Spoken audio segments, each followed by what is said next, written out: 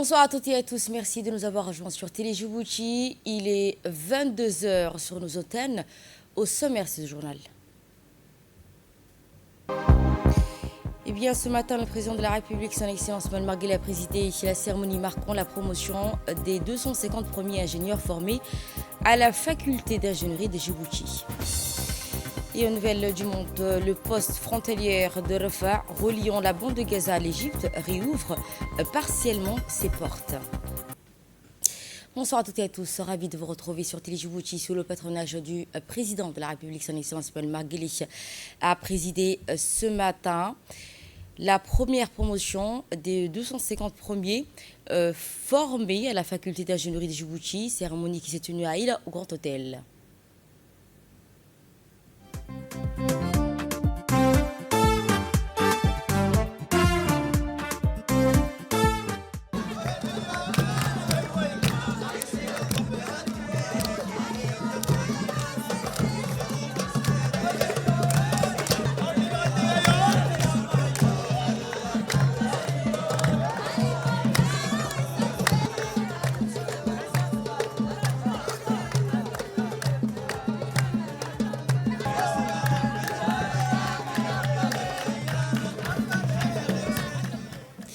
Inaugurée en 2019 à l'initiative du chef de l'État, la faculté d'ingénierie est vite devenue un pilier stratégique du développement national. Dotée d'équipements modernes et d'outils pédagogiques de pointe, elle forme une nouvelle génération d'ingénieurs prêts à accompagner la transformation économique du pays et à renforcer sa compétitivité sur le plan régional et international. La promotion de ces 250 jeunes ingénieurs symbolise ainsi l'ambition du pays à bâtir un capital humain hautement qualifié au service des grands projets d'infrastructure, énergie, de technologie et d'innovation. À son arrivée, le chef de l'État, son Excellence Mohamed Marguerite, a été accueilli par le Premier ministre Abdelkader Kamel Mohamed, le ministre de l'Enseignement supérieur et de la Recherche, Dr Nabil Mohamed Ahmed, ainsi que le président de l'Université de Djibouti, M. Jama Mohamed Hassan.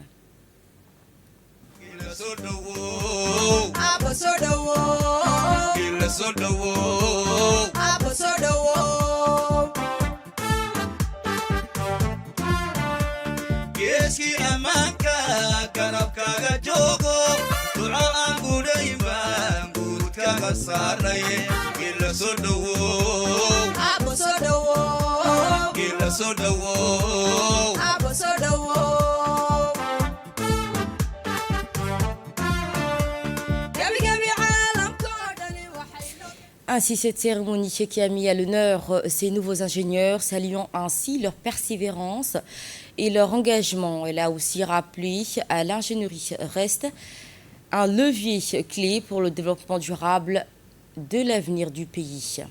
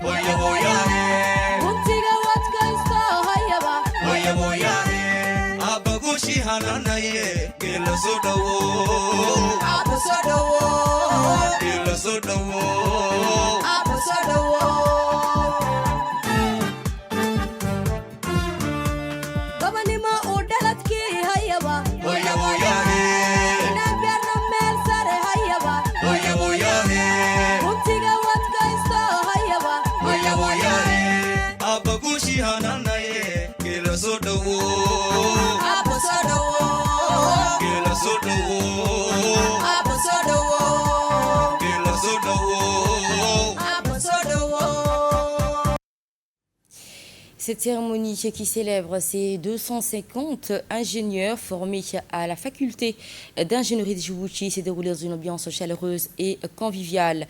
Plusieurs artistes nationaux ont animé l'événement à travers des chants, des performances mettant en valeur la richesse culturelle du pays. Cette atmosphère de joie et de fierté collective a souligné l'importance de cette réussite, non seulement pour les familles, les proches des diplômés, mais aussi pour l'ensemble de la communauté universitaire. Cet événement hautement symbolique reflète ainsi le fruit d'un travail acharné, d'une politique claire portée par le président de la République, son Excellence Mme Marguerite, visant ainsi à renforcer les capacités humaines et techniques du pays pour soutenir un développement durable et ambitieux.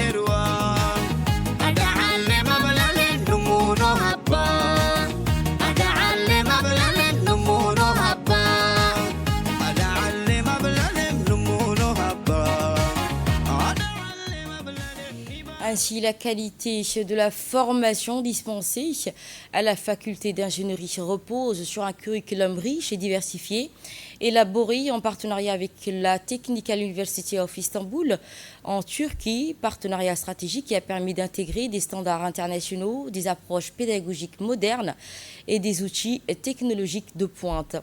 Eh bien, outre le chef de l'État, son Excellence Marguerite, la cérémonie a réuni de nombreuses personnalités, le Premier ministre Abdelkader Mohamed, le ministre de l'Assemblée nationale de l'État Mohamed Delita, le ministre de l'Enseignement supérieur et de la Recherche Nabil Mohamed Ahmed, également autres membres du gouvernement, des parlementaires, des ambassadeurs des pays amis, des représentants d'agences onusiennes, des personnalités civiles, militaires, ainsi que le personnel des étudiants de l'Université de Djibouti.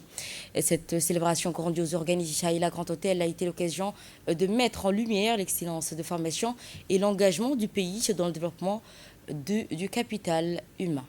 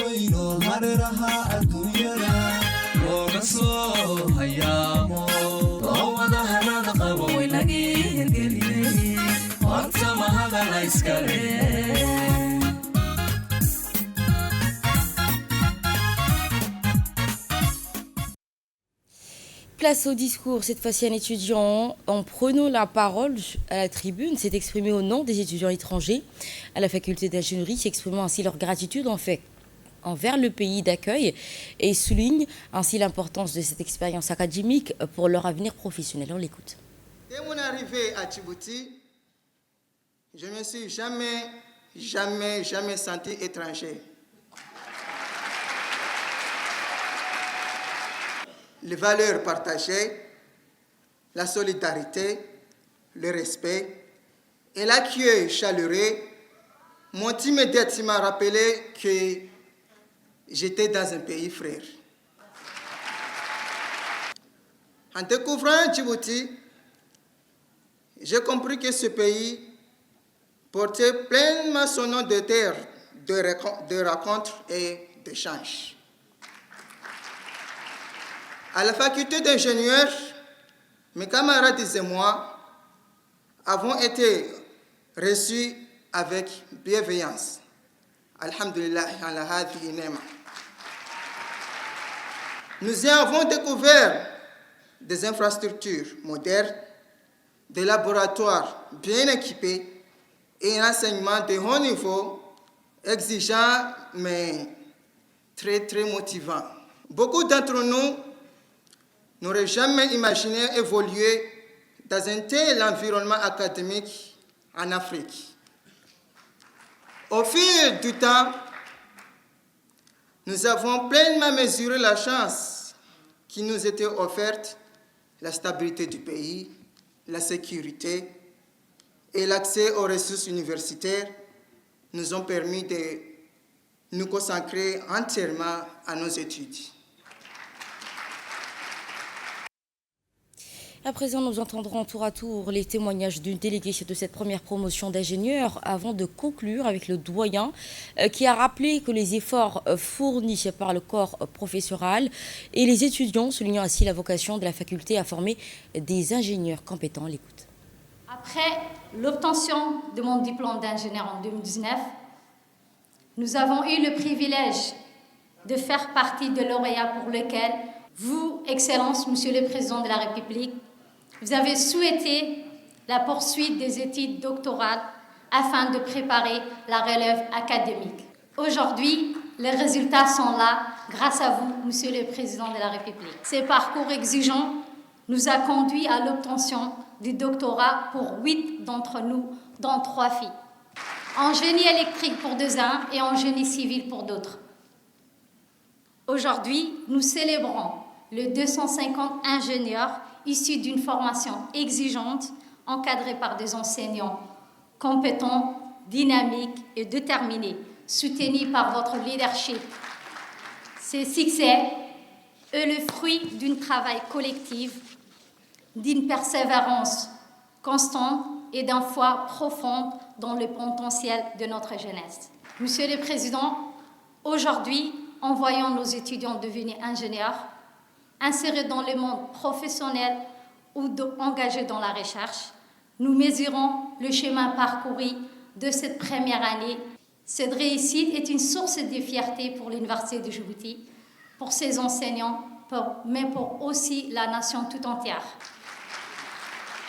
Au nom de l'ensemble du corps enseignant de la faculté d'ingénieurs, permettez-moi, Monsieur le Président, de vous adresser nos remerciements les plus sincères. Votre soutien indéfectible, votre confiance et votre engagement constant en faveur de la jeunesse djiboutienne. Nous célébrons aujourd'hui un moment historique, la cérémonie des 250 premiers diplômés formés à Djibouti, fruit d'une vision claire de Monsieur le Président, de vous, Monsieur le Président, de votre leadership déterminé et de votre engagement sans faille en faveur du capital humain national. Excellence, Monsieur le Président, notre mission est de former des ingénieurs d'excellence engagés pour le développement durable, innovant et capables de répondre aux besoins de l'économie nationale. En constante évolution, la faculté s'adapte aux exigences du marché. L'introduction récente du génie informatique témoigne de notre capacité à anticiper les besoins sectoriels avec l'ouverture prochaine du génie maritime qui renforcera davantage notre offre de formation. Les curricula de nos formations ont été abordés avec l'appui de l'Université technique d'Istanbul ainsi que de nos partenaires sectoriels. Cette approche collaborative garantit un double ancrage, l'alignement aux standards internationaux d'une part et la prise en compte des spécificités et des réalités de notre pays d'autre part.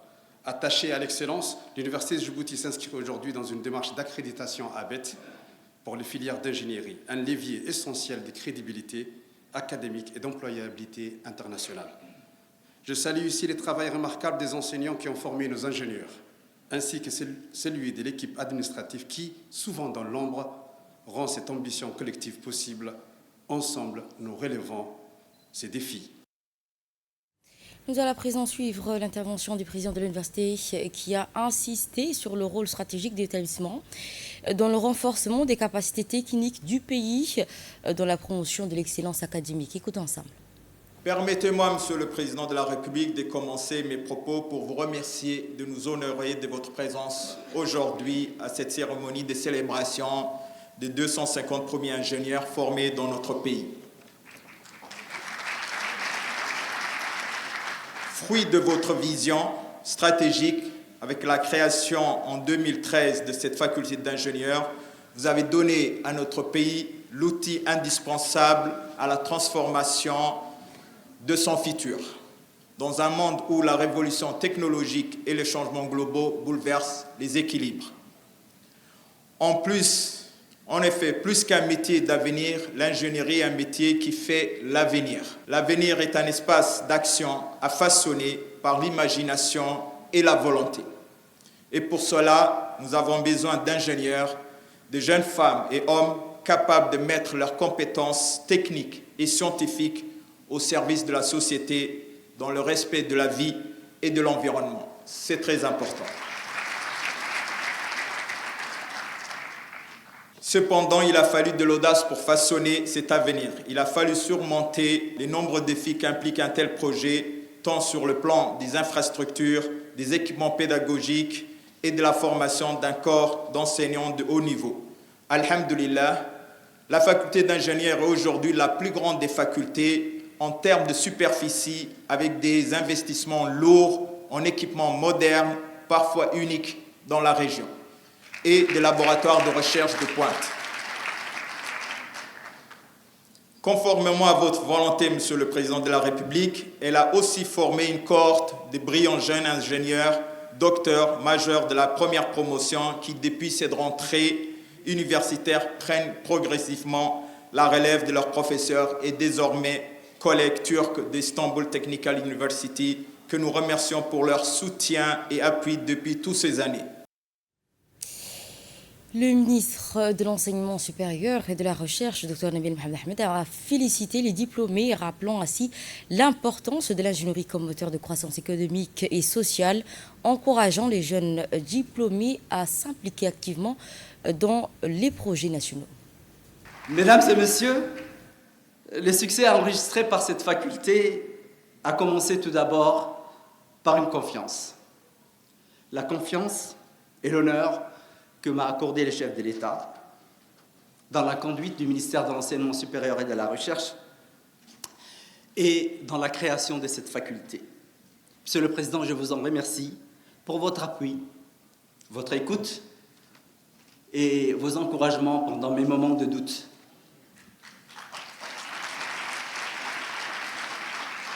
Ces encouragements sont constamment renouvelés par la Première Dame, qui exprime chaque fois la même joie et la même émotion devant le succès de nos jeunes et la réussite des jeunes de la nation.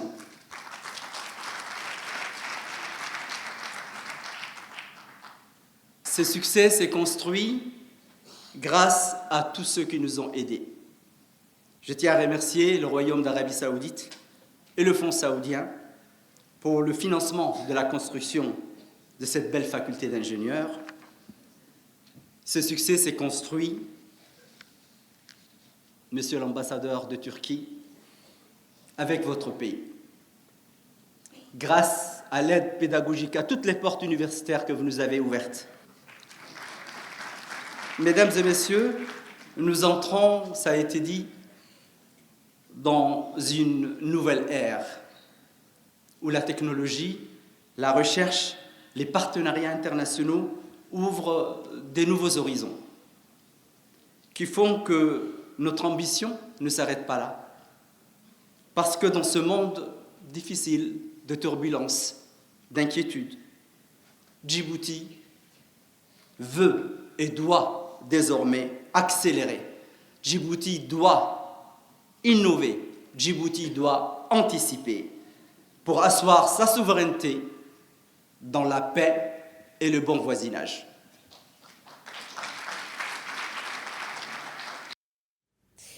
Ainsi, aujourd'hui, le président de la République a parrainé un moment historique pour Djibouti, la remise des diplômes des 250 ingénieurs formés sur le sol djiboutien. Une étape majeure qui illustre la souveraineté des compétences et la volonté du pays d'investir dans sa jeunesse pour construire un avenir solide et durable. Écoutons la première partie du président de la République. Bismillahirrahmanirrahim. Salatu wassalamu ala rasulihil amin sayyidina wa habibina Muhammadin sallallahu alayhi wa sallam. Mesdames et messieurs, C'est avec beaucoup de satisfaction et beaucoup de fierté que je prends la parole aujourd'hui devant vous à l'occasion de cette cérémonie de célébration des 250 premiers ingénieurs formés sur le sol djiboutien. Il s'agit d'un moment marquant de notre histoire éducative et de notre trajectoire nationale dans la conquête de la souveraineté, des compétences. En contemplant ce résultat, je mesure le chemin parcouru. Notre pays sort progressivement d'un système de formation longtemps marqué par son caractère élitiste, par la rareté des filières techniques de haut niveau et surtout par une insuffisance de ressources humaines pour accompagner le développement national. Aujourd'hui, notre pays fait la preuve qu'il est capable de former chez lui des profils stratégiques dont il a besoin. La filière ingénieur occupe à cet égard une place particulière. Elle se distingue des autres parcours de formation par sa transversalité et son exigence scientifique, car l'ingénieur est à la fois concepteur, innovateur et bâtisseur. Il est au cœur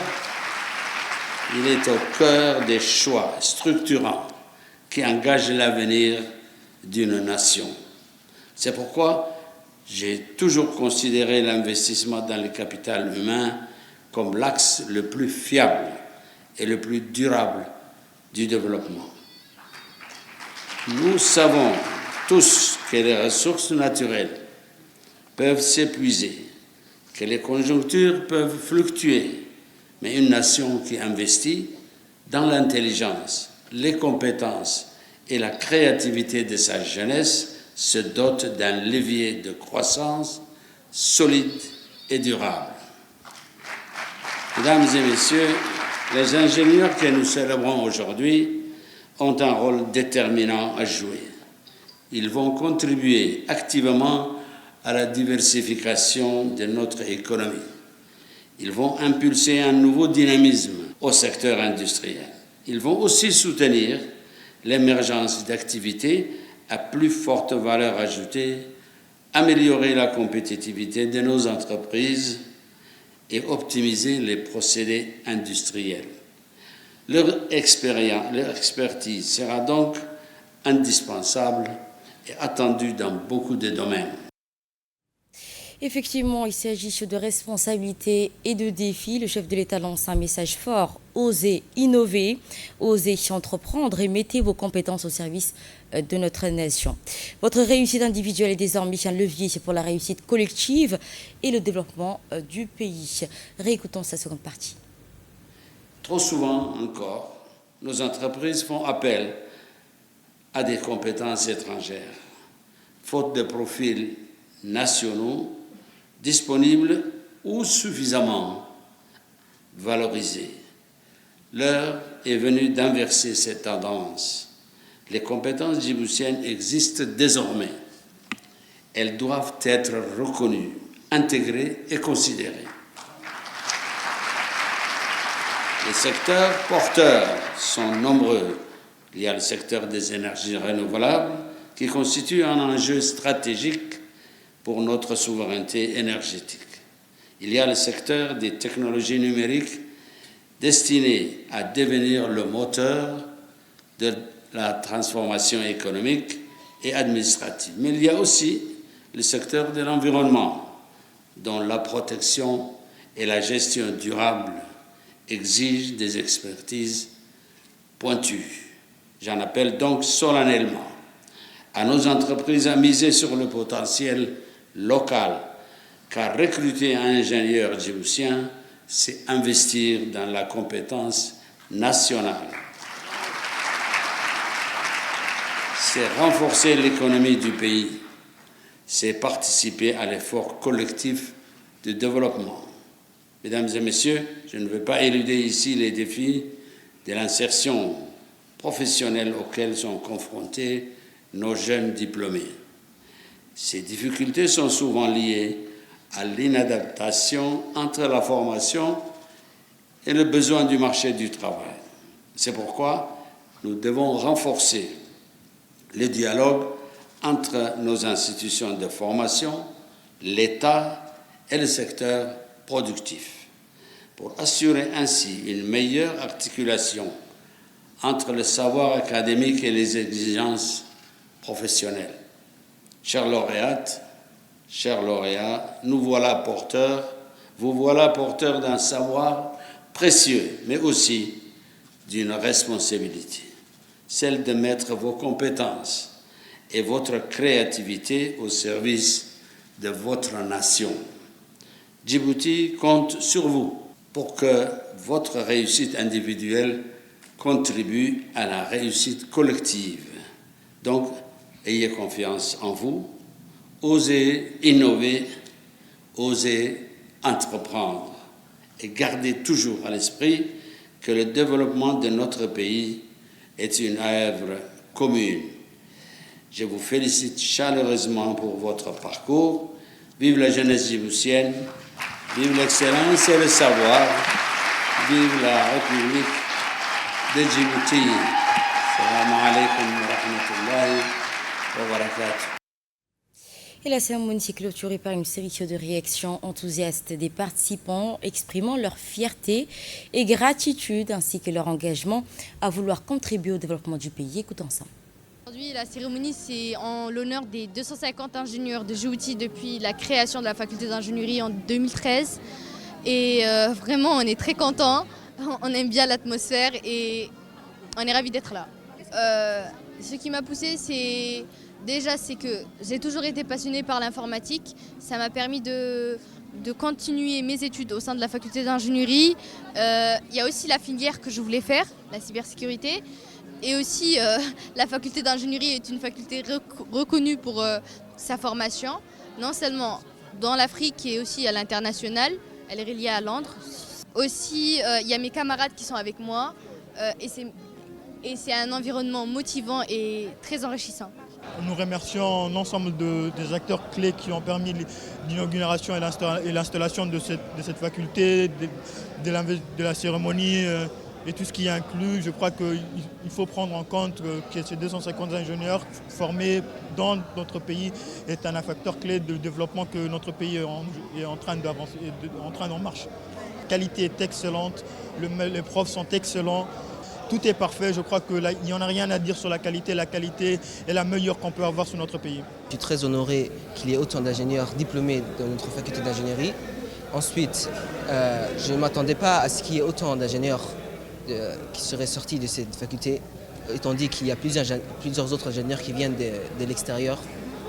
Donc c'est vraiment un grand honneur de pouvoir être présent à cette cérémonie et d'y participer. Comparé aux autres élèves de l'autre université qui, eux, n'ont pas la possibilité d'étudier dans leur pays et n'ont pas de master, nous avons la chance de pouvoir étudier dans notre faculté jusqu'à l'année de 5e année. Donc c'est vraiment une grande opportunité que nous devons saisir. Également dans l'actualité de ce 22h, le Premier ministre Abdelkader Kamel Mohamed a reçu en fin de matinée une délégation éthiopienne conduite par la ministre de la Culture et de la Jeunesse, Madame Hibo Bin Assowe, en provenance de la région de Samara d'Éthiopie. Rencontre qui s'inscrit dans le cadre de la coopération culturelle régionale visant à structurer la candidature pour l'inscription de Mada'a Afar sur la liste des représentatifs du patrimoine culturel immatériel de l'humanité de l'UNESCO. Initiative portée par la République Djibouti se fait en coordination avec la communauté régionale et l'ensemble des parties prenantes concernées. Le Mada'a Afar constitue un système traditionnel oral de gouvernance coutumière partagé par la communauté Afar de Djibouti, d'Éthiopie et de l'Érythrée. Véritable cadre juridique et social, il régule ainsi la vie collective et organise les relations entre les individus, clans, et assure ainsi la résolution pacifique des différends par la médiation et la négociation, ainsi que la réconciliation conformément aux principes de justice, d'équité et de répartition. Ainsi, ce système accorde également une attention particulière à la protection des femmes, des enfants, des personnes vulnérables, tout en valorisant ainsi la gestion durable des ressources naturelles.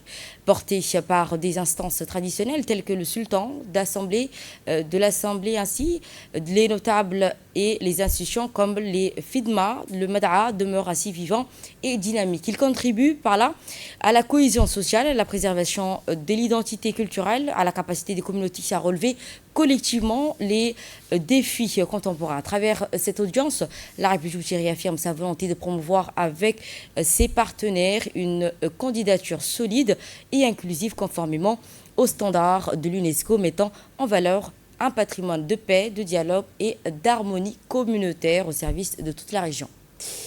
Également dans cette actualité, vendredi 4 février 2026, à Dora, la plus vaste et peuplée des sous-préfectures de la région de Tadjoura, a vibré au rythme de la Semaine nationale de la solidarité.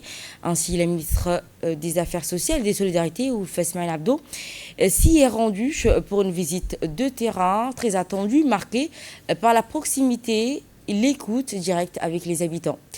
Pour ces déplacements stratégiques, elle était accompagnée d'une délégation de haut niveau. Aux côtés des autorités régionales de Tadjoura, les officiers supérieurs des forces armées djiboutiennes étaient également présents, soulignant ainsi la coordination essentielle entre le social et le militaire pour acheminer l'aide jusqu'aux zones les plus isolées du pays.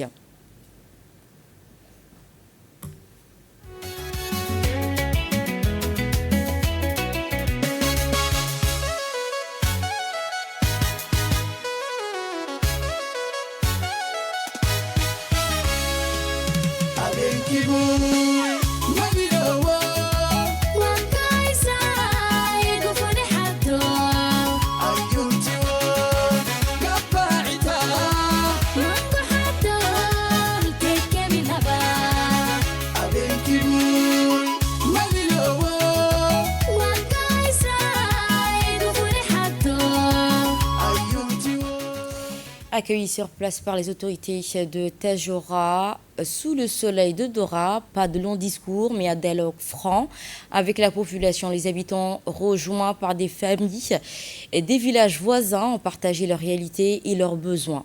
Les discussions qui ont porté sur les enjeux clés, renforcer les infrastructures de santé locales, ainsi soutenir l'autonomie économique des ménages les plus vulnérables.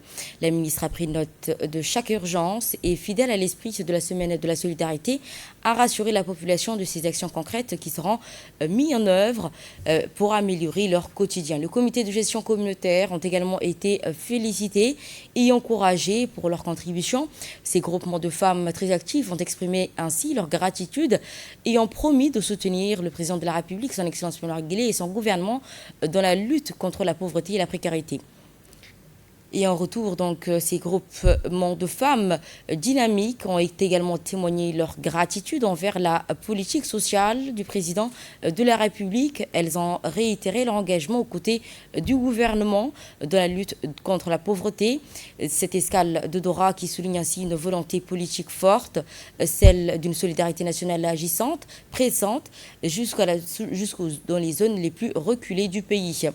Cette étape à Dora, qui est un moment fort de la tournée nationale, rappelle à la solidarité, n'oublie aucun recoin du pays pour être sans être épargné. Ainsi, voici dans une intervention lors de cette rencontre avec la population, Mariam Kako, coordinatrice du programme du comité de gestion communautaire, qui a rappelé l'importance de ces structures dans le développement local.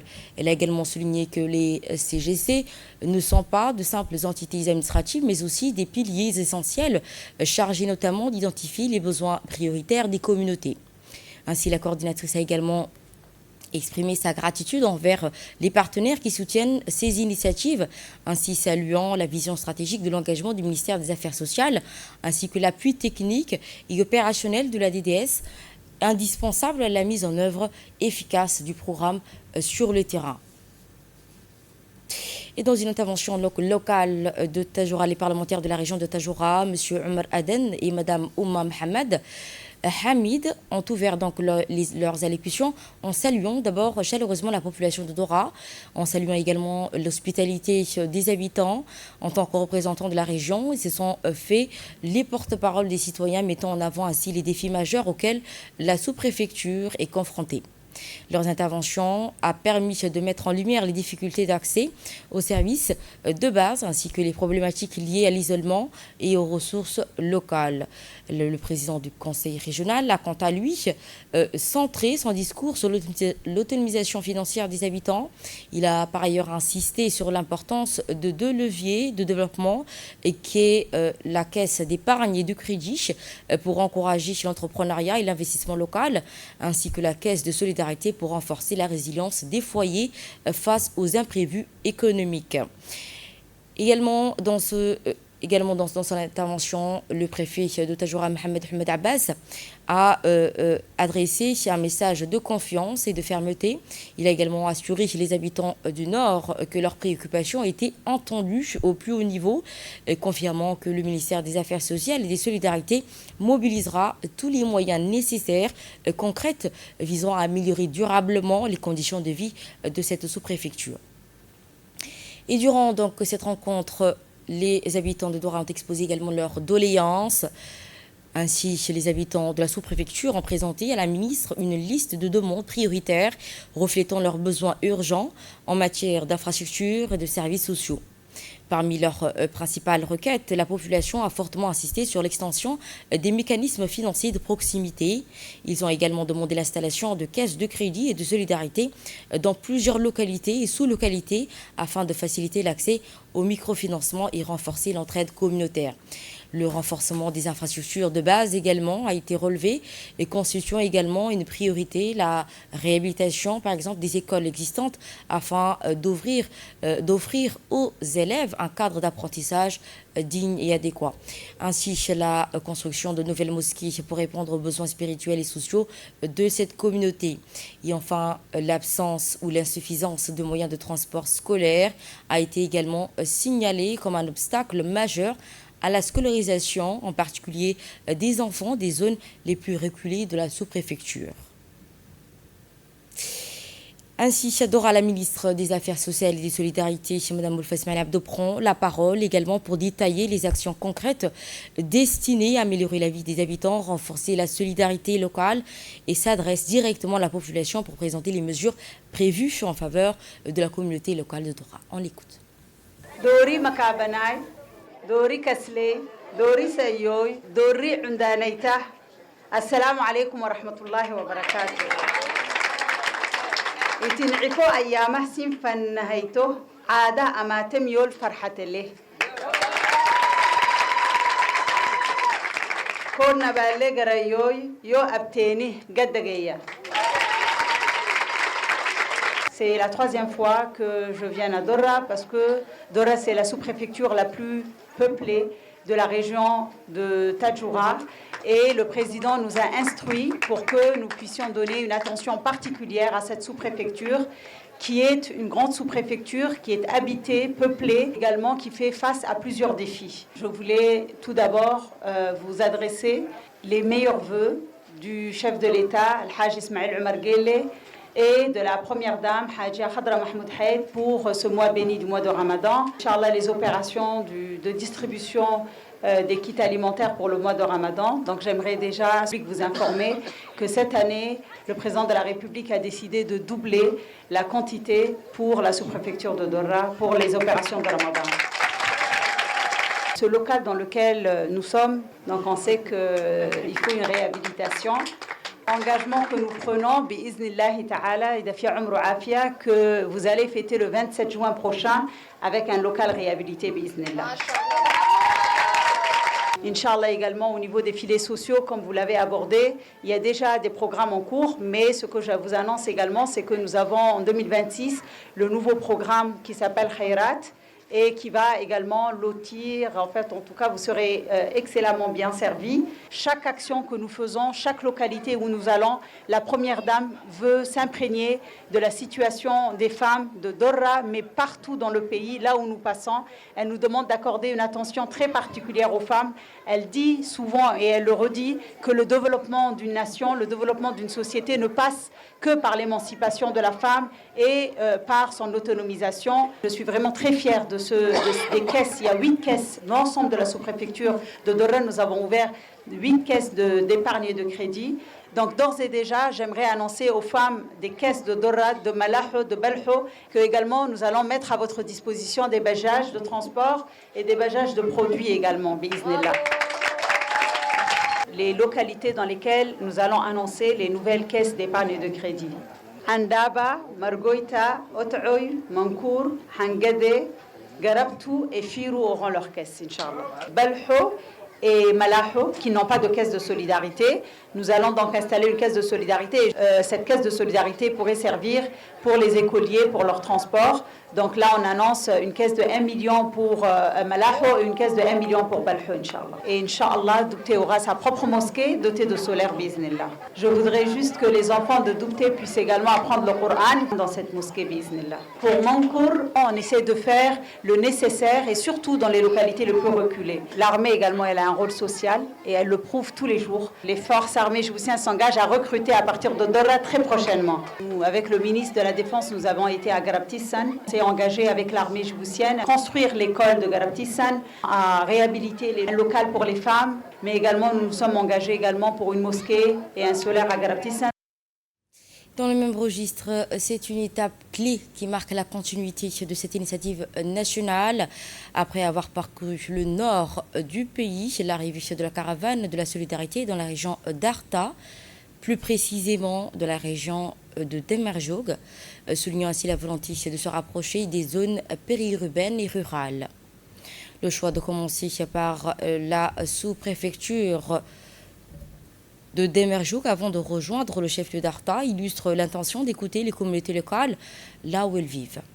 La présence conjointe de la ministre des Affaires sociales et des Solidarités des autorités régionales renforce ainsi la coordination entre la gouvernance centrale et les instances locales.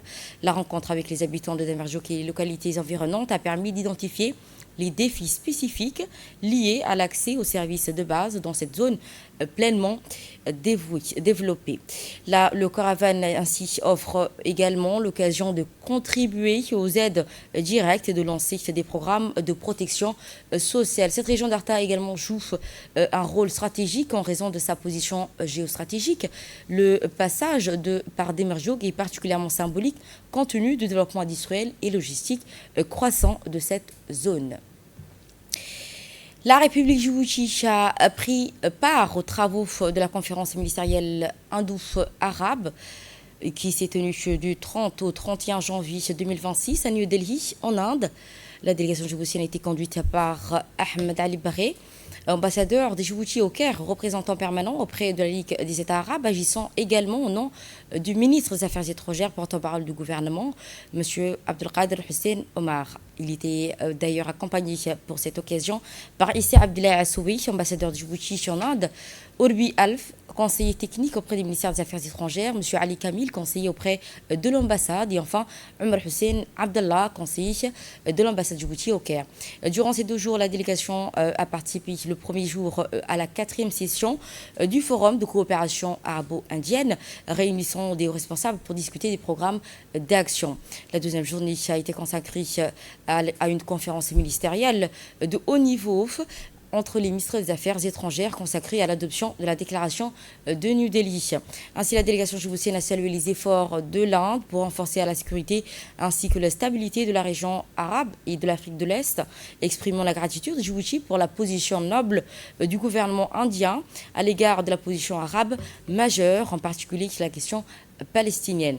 Elle a également souligné l'importance de coordonner les efforts des deux parties pour préserver l'unité et la souveraineté des États arabes afin de contrer tous les plans malveillants visant à les diviser, que ce soit sur les questions de souveraineté territoriale en Somalie, au Soudan ou encore dans les enjeux palestiniens et autres pays arabes. Par ailleurs, la délégation a exprimé également son soutien aux efforts de lutte contre le terrorisme tout en réaffirmant son aspiration au renforcement d'une coopération arabo-indienne dans des secteurs stratégiques tels que l'économie, la sécurité, la pharmacie, la technologie et la science.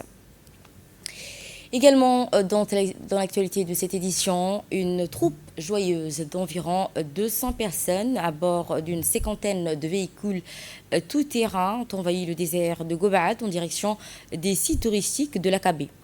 Parti d'As'ila, le convoi traverse une vaste plaine aride parsemée de dunes, offrant un paysage désertique saisissant. Composé de cyclistes, du staff technique de l'APS, d'ambulanciers, de protection civile et de militaires lourdement armés pour assurer la sécurité de la caravane qui a été chaleureusement accueillie par les habitants de la localité de Koutobouya, de Garsalidaba.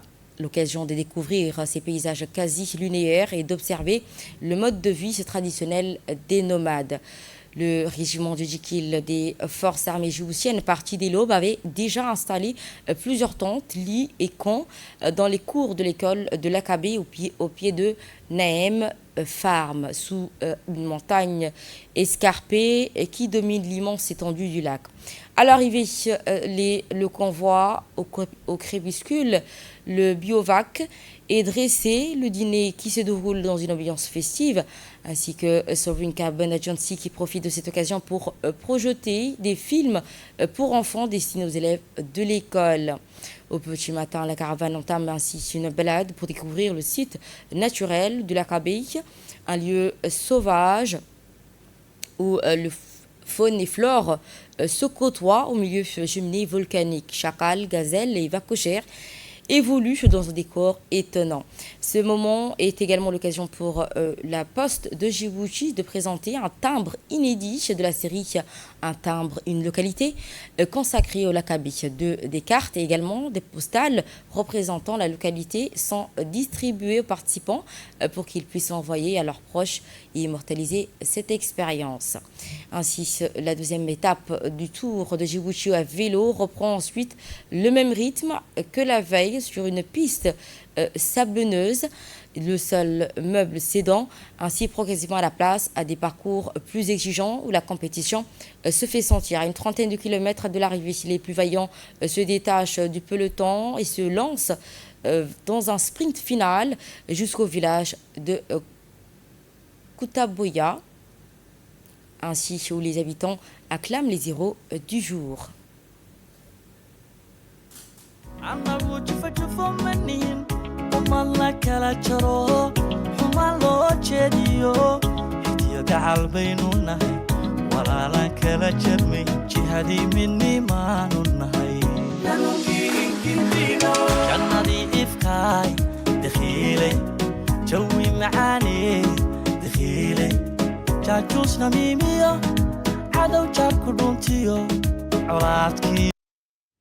Également à la une de cette soirée, des restrictions strictes accompagnent la réouverture partielle des postes frontalières de Rafah.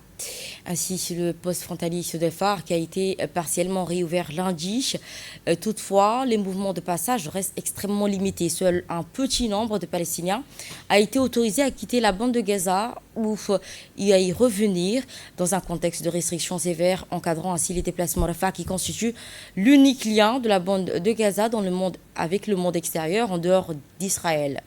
Néanmoins, le passage par ce point frontalier demeure soumis à des procédures strictes placées sous contrôle militaire israélien, ce qui réduit considérablement la liberté de circulation des personnes. Selon donc des témoignages de Palestiniens ayant réussi à regagner la bande de Gaza récemment, ceux-ci auraient été confrontés à un traitement difficile de la part des forces israéliennes lors de leur passage, évoquant ainsi des conditions éprouvantes et des mesures contraignantes.